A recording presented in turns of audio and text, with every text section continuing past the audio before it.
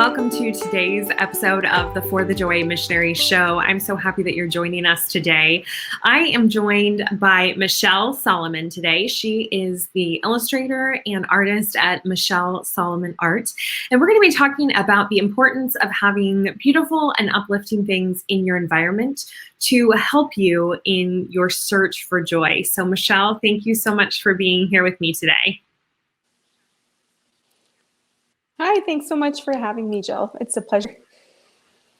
So why don't you share a little bit with people about what it is that you create at Michelle Solomon Art? Sure. So I create art and designs and hand lettering, mostly for publications and businesses. I also do some wall art and individual commissions.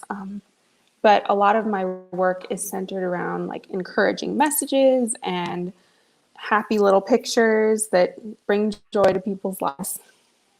Excellent. So what we're going to chat about today then is really what effect it has on people to be surrounded by things that are really uplifting. So what was it that really spurred you on to start a business like this that created these encouraging things for people's environments? Yeah, so I think I got back into doing art when I was a mom and I already had 3 babies. Now I have 4 babies. And when I was working on honing my style and wanted to do and what I wanted to create, I just thought back to what did I love doing as a child and a young, like in my young teenage years. And when I was in elementary school and middle school, I really loved doodling quotes all over my notebooks and just like making my papers really pretty and fun to write on, using fun different pens, stuff like that. So I incorporated some of that into my work and people really loved seeing the encouraging messages. It seemed like it was helping people, which was a big goal of mine. So then I kept doing it and sharing encouraging hand-lettered quotes pretty much every day and little illustrations in between. And so I just built it from there, doing art for people and trying to bring some joy and encouragement to their lives. That's awesome. So has anybody shared any cool stories with you of just ways that God has used your art or your art has shown up in their lives in a cool way? Yeah, people have said several times, like, this is just what I needed to hear today, or I'm so glad I saw this. I was having a terrible day and now I feel encouraged, like little stuff like that. And that kind of thing just makes my day and makes me like, okay, I do need to keep doing this because it is an effort. And sometimes you wonder, like, does it really have value what I'm doing? But it is encouraging people and bringing joy to their lives. So that's what I aim to do. I know for me personally, like if I am in a season where I need a little bit of encouragement about something in particular, I will scribble a little, like a word or a prayer or a little encouraging phrase on a Post-it note and just like stick it up on my mirror or stick it up on my wall. And this is like, I wanted to create a more beautiful version of that people could look at online and hang in their homes and even have on products. I love it. That is so awesome. So in building this company around encouragement and this encouraging art, what is it that you have done yourself to kind of maintain your joy so that you are able to give from a place of not depletion, not where it becomes a chore, to make these encouraging things where you're really able to have joy to pour into the work that then other people can receive? Yeah. So I noticed when I was building this in both my life as a mother and my life as an artist, I would go through phases where there was like a certain aspect that felt really overwhelming. Like maybe one day the drawing would feel really overwhelming. So instead of drawing that day, I would go look for the encouraging quotes instead. I'd find something else that I could work on that kind of took me a step ahead. But if I wasn't feeling like I could put energy into the business a certain way that day, I didn't worry too much about that because I knew the next day I would want to draw extra or whatever. So I think just finding that balance, and I kind of also go back and forth between doing something that takes a lot of mental energy and doing something that takes physical energy. So like maybe I'll sit down and draw, and then I'll get up and do the dishes, and then I'll go back to computer work in such a way that it balances out and is more sustainable to my lifestyle. Yeah, absolutely. I notice that so much too in my own work, where I will just, if I have to do the same kind of thing for too long, I will get really burnt out and Yes. just not want to do it for then even longer. So I think it is very wise to step away to the thing that seems less overwhelming. You said you came to Yeah. art after you had your children. Was it something that you mentioned doing it when you were young? Is it something that you ever had any formal training in, or are you primarily self-taught? Yeah. So I had a lot of art training growing up. I was doing like a fine artist track. I did classes at a professional studio in Philadelphia. I did a summer Wow. at an art school in Massachusetts. And then when it came down to what am I going to do for college, my parents didn't necessarily feel like it would be a good idea to send me to art school unless I was also willing to double major in something else. And Mm-hmm. I was concerned that, like, being that spread out, I wouldn't be able to focus on anything. And Yeah. I didn't want to be a teacher at the time. So I told them I wasn't open to that possibility. So they weren't really seeing the career options for me. Yeah. So we kind of just closed the door on that then. And then later I went back to it because it was what I truly love to do and what I think I had been called to do my whole life. So it's what brings Yeah. me joy. Do you wish that it would have played out differently, or do you see how that was really what needed to happen? We talk about it. Like, my dad has said to me, I'm so sorry I didn't send you to art school now that I see you doing all this stuff. But I was in a really different place then. And it was Mhm. before I had converted to Catholicism. So Oh, I okay. don't know if it would have been an okay environment for me, or if it would have been an Mhm. environment where I wouldn't have thrived as well. Yeah, absolutely. I think That's it's really all in God's interesting. plan that I came back to it when I did. Yes. Oh, yeah, for sure. I think it's so interesting how people's formation occurs, especially in the arts, because, like you said, if you are a talented artist, stereotypically, I think, and you go into a really heavily secular environment that's typically rigorous enough to really produce good artists, a lot of times that can end up having a really negative impact spiritually on people. Yeah.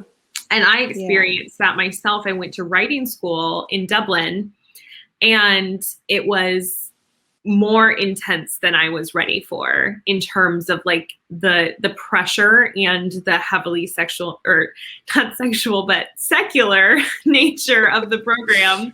Yeah. There's that It too in was, college, you know? yes, There's a yeah, lot yeah. of different influences. Yeah, it was more than I was ready for. And though I was Catholic, I really realized how much I went into that with like, oh, I can do this, like I can pull this off myself. And I really didn't expect it to be as hard as it was, and it probably as hard as I needed to expect it to be. So I was really taken aback by Yeah. how challenging it was. Yeah. So did you go to college for another specialty then? Yeah. I went I went undecided, and then I tried several different things. I went to several different schools, and then eventually had my daughter instead. So I never Ah, finished okay. college, but I learned a lot Yeah. doing the different things that I did. And some of them I incorporate now. Like, for a while, I was majoring in journalism, and Okay. I really use that in my today, doing editorial art and writing a blog to go with it. So some of that has been really helpful, even though I didn't get a degree. Yeah. I love that, because I think that our experiences just really perfectly prepare us for where we're going to be, whether it's a straight line or not. Yes. Did you finish your writing degree? So I do have a writing degree from Benedictine, and the program in Ireland was just short. It was just the summer, and it was really meant to help you discern whether you could handle an MFA, a Master's of Fine Arts in Creative Writing. And it was through the University of Iowa Writers Workshop, and that was really interesting because what the takeaway was from that. Or I guess what my professor told me the takeaway was supposed to be was really that I wasn't willing to do what needed to be done to be successful in the secular writing world. And that was really interesting. Like, that was a hard pill to swallow at 20 years old, but it was also one of the most clarifying moments of my life where I was really like, okay, so then that's not where I'm going to look to succeed. Yeah, that's really interesting. I had kind of a similar experience when I was doing journalism because I was dating my husband at the time, and this journalism work would just go into the night, and I wouldn't be able to have dinner with him when I wanted to. Every time there was like a major, and I remember we were living in California, and there was a huge windstorm that took down so many trees, and it was just like, I want to be with his family, and I want to be with family right now. I don't want to be out there reporting. And I kind of realized, like, I'm not really willing to put in the work in that kind of way because I want to also have this other life and vocation as a mother.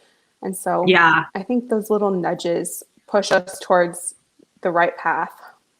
Yeah, absolutely. And we are doing very similar things now because that's a lot of what Pink Salt, right? It's more on the like personal accessory side of things. But same idea of like having the messages be a part of your everyday life. And I feel like that is so important in part because we are human and need all of those reminders. Yeah, absolutely. Having those visual reminders in our life can make such a difference. It's like, I remember when I was in school, if I got a new set of highlighters, it made doing my homework so much more fun. Those little things that add like a little bit of beauty to your life, it can make such a difference.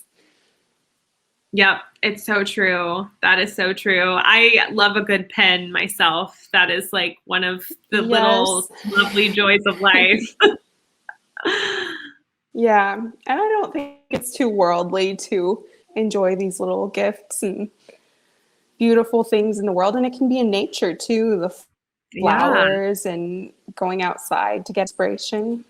The beauty of God's nature is really incredible and inspiring.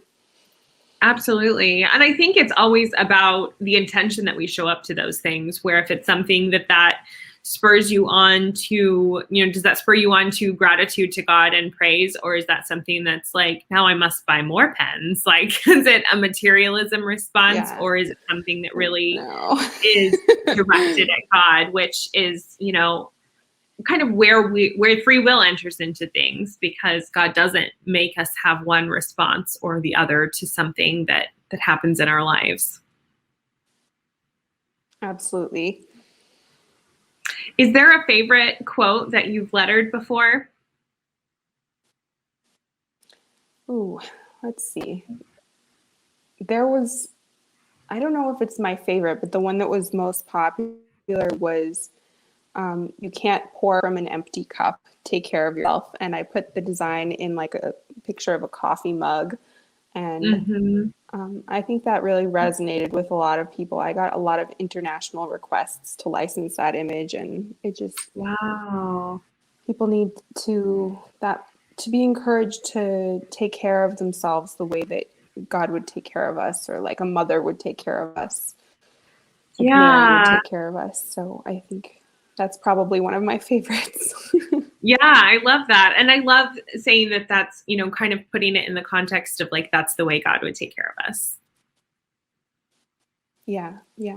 There was another one that I just remembered that I really loved creating, and it was really timely. I love creating art that is really relevant to the times that we're in. So when we were right in the beginning of the pandemic, Pope Francis gave, I don't remember if it was a mass or a speech or a special, I think it was the Urbi et Orbi blessing. It was a very special blessing. And he said this amazing quote. He said, "For weeks now, it has been evening." And and it was just kind of what everybody had been feeling at the time. Like, Yeah. it felt like evening and like unsureness for weeks. Yeah, So absolutely. I love things that are really relevant like that. Yeah, absolutely. Excuse me while I go plug in my computer here because it's That's fine. My battery is at 5%. So if I die, I will get back to you. Sounds good. There we go. Yeah, we're probably, here we go.